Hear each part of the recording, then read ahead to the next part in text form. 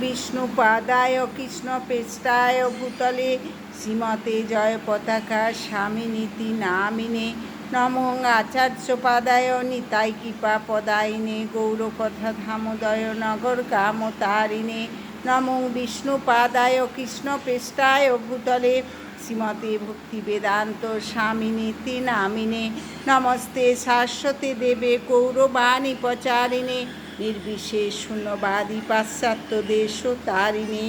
শ্রীমদ্ভগবদ্গীতার 3য় অধ্যায় কর্মযোগের 26 নম্বর শ্লোক। ন বুদ্ধিভেদং জনয়েত জ্ঞানাং কর্মসঙ্গিনাং যোষয়েত সর্বকর্মাণি বিদ্যান যুক্ত সমাচরণ। অনুবাদ: জ্ঞানবান ব্যক্তিরা কর্মাসক্ত জ্ঞানহীন ব্যক্তিদের বুদ্ধি বিভ্রান্ত করবেন না, বরং তারা ভক্তিযুক্ত চিত্তে সমস্ত কর্ম অনুষ্ঠান করে জ্ঞানহীন ব্যক্তিদের কর্মে প্রবৃত্ত করবেন। প্রভুপাদ তাৎপর্য: বেদৈশ্চ সর্বৈ রহমেব বেদ্য, সেটি হচ্ছে বেদের শেষ কথা। বেদের সমস্ত আচার অনুষ্ঠান, যাগ যজ্ঞ আদি এমনকি জড় কার্যকলাপের সমস্ত নির্দেশাদির একমাত্র উদ্দেশ্য হচ্ছে ভগবান শ্রীকৃষ্ণকে জানা।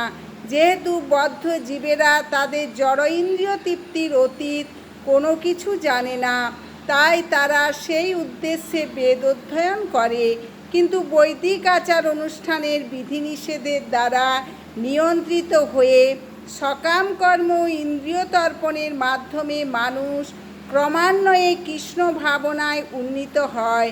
তাই কৃষ্ণ তত্ত্ববেত্তা কৃষ্ণ ভক্ত কখনই অপরের কার্যকলাপ ও বিশ্বাসে বাধা দেন না।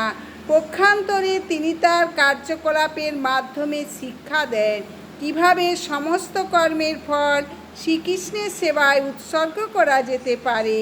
অভিজ্ঞ কৃষ্ণ ভাবনাময় ভক্ত এমনভাবে আচরণ করেন যার ফলে ইন্দ্রিয় তর্পণে রত দেহাত্ম বুদ্ধিসম্পন্ন অজ্ঞ লোকেরাও উপলব্ধি করতে পারে তাদের কি করা কর্তব্য। যদিও কৃষ্ণ ভাবনাহীন অজ্ঞ লোকদের কাজে বাধা দেওয়া উচিত নয়, তবে অল্প উন্নতিপ্রাপ্ত কৃষ্ণভক্ত বৈদিক ধর্মানুষ্ঠানের বিধির অপেক্ষা না করে সরাসরি শ্রীকৃষ্ণের সেবায় নিয়োজিত হতে পারে। এই ধরনের ভাগ্যবান লোকের পক্ষে বৈদিক আচার অনুষ্ঠানের আচরণ করার কোনো প্রয়োজনীয়তা থাকে না। ভগবত তত্ত্ববেত্তা সদ্গুরুর নির্দেশ অনুসারে শ্রীকৃষ্ণের সেবা করলে সর্বকর্ম সাধিত হয়। হরে কৃষ্ণ কৃষ্ণ কৃষ্ণ হরে হরে, হরে রাম রাম রাম হরে হরে। আপনারা চ্যানেলটি সাবস্ক্রাইব করবেন, বেশি বেশি করে শেয়ার করবেন, লাইক করবেন, কমেন্ট করবেন। হরে কৃষ্ণ।